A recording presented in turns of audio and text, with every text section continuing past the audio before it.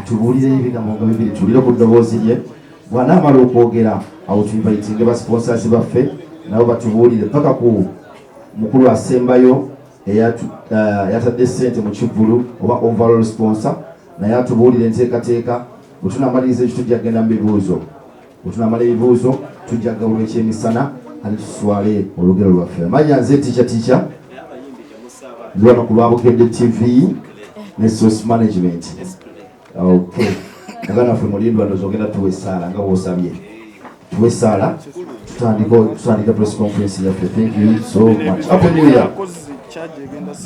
Happy New Year everybody. Amajali bali mulindwa tusabe kyokulu nnyo okusaba yadde ku agenda tutubaddeeko buli mu yewoomeka tusabe ni mulodi wewe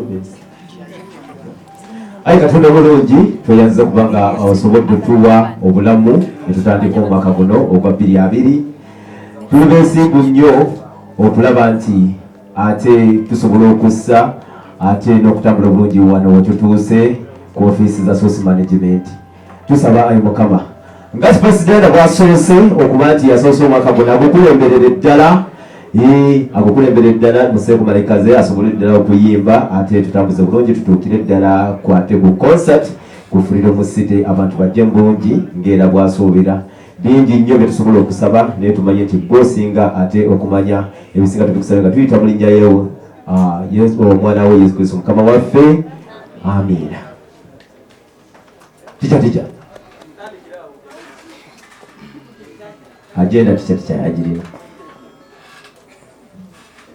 tweyanze essaala ya Ivan Mulindwa mukulu okumugala Ivan Mulindwa musajja wa telefayina webale nnyo essuuti eyo mukulu Ivan Sebo omuntu ayinza ogagwe main sponsor kale tweyanziza nnyo nga tumalirizaawo tujja kufunayo ebigambo nga 2-3 okuvako mu bantu abamu abateekedde twekeddwa okwogera batubuulireko enteekateeka za January naye nga tumaze awo munzikirize bassebo ne bannyabo twanirize omuyimbi waffe oba omugenyi waffe eyatukuŋŋanyiza olwaleero tuwulire ku bigambo bye nga 2-3 tulaba bipande nga biranga President live in concert tetunamanya kikimuvaamu ye kyayinza tugamba bwe tunamumaliriza tufune ba sponsors bwe tunamaliriza awo tufuneyo abateesiteekeddwa okwogera ebigambo nga 2-3 ate awo tudde ku bibuuzo basebe bannyabo tukubeko omugalo nga twaliza Spice Diana ne DJ kubaye kayimba ka Spice Diana konna.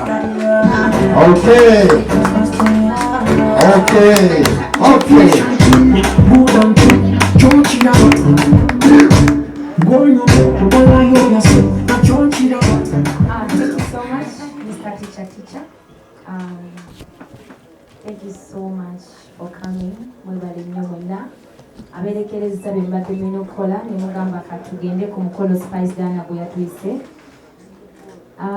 Ekisinga okuwa essanyu nti buli woyita abantu ne bajja kyekisinga obukulu. Tubadde tetusuubira kintu kigenda kuba this big naye mwebale kimakinga this big.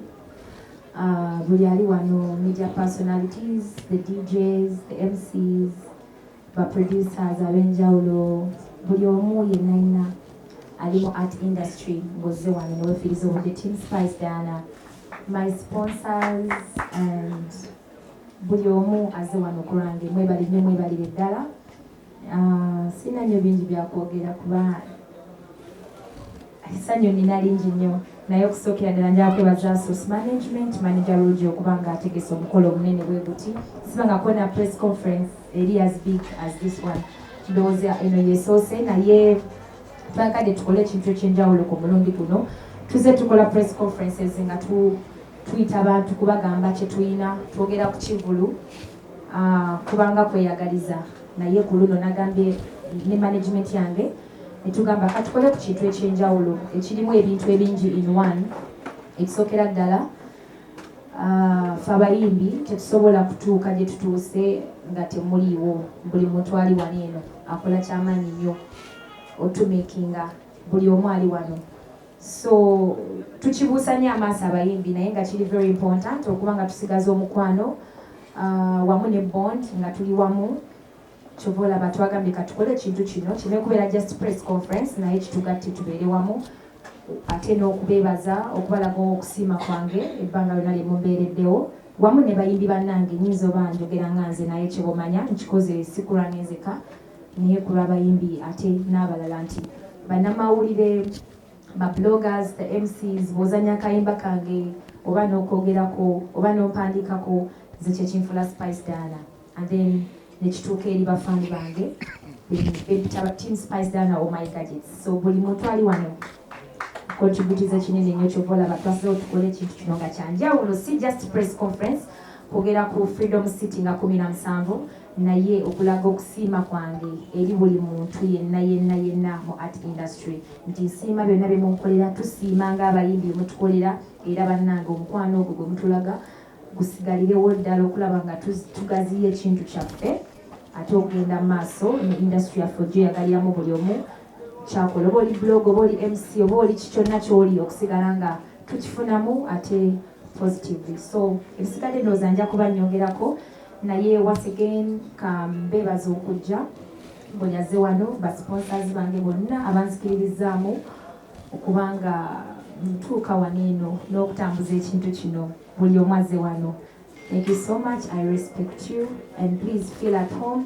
Eno 32 records era mwe mwagimakinga weri kubanga 32 yafuuka ensonga. So it's our home fenna. Let's feel at home. Thank you so much. Byange, maybe I will add on later on if I have to. Thank you. God bless you. So mukule ko mungali Spice Diana agambe 32 records yafuuka ensonga. Kigambo 32 kyafuuka 32. Okay, nga Spice Diana amaze tugenda kufunako omukungu abakubatwala art mu Uganda nkulu Antero Kibuuka. Tuleka kuba tuli bakyetwala olw'okuba tulina omuyimbi ne management tetuli bakyetwala tulina abatutwala sebo w'ekitiibwa tukwaniriza eno source management oba ya 32 records tusaba otuwe ebigambo nga 2-3 then atugende ku sponsors. Mwebale nnyo sebo MC olwasebo ne bannyabo ndi musanyufu okubeera wano era nenjagala okwongera okwebaza Spice Diana bamanagers be ne bonna abamu beezaawo okusobola okukola kino. Press conference efaanana bweti sinyangu okulaba naye kiraga nti omukwano gwe mulina eri Spice Diana ne management ya tiimu yonna gwe munaagutwala mu maaso kijja kubanga kimwogera mu maaso. We are here for Spice Diana. Therefore, I thank you for your being here and encourage her to carry on. I'm sure she's here in this way because of her discipline. She's a very disciplined artist. Manager, Ruja is a very disciplined manager. At least the Chibandaze. Mubaba balaga kirala kibijja muri. Balimeso bulakola na kibalagana yeze Chibandaze. I for one, they are very disciplined. Omani kyangu okutuuka ku top naye okusigalayo si kyangu. Ekimu ku bikuyamba okusigalayo is your discipline. Olwekyo keep up that discipline, maintain that. Kati Mukama Katonda omwaka gwe muguguddewo mugugalewo nga mulinga bwe muli. Mukama abeere nammwe.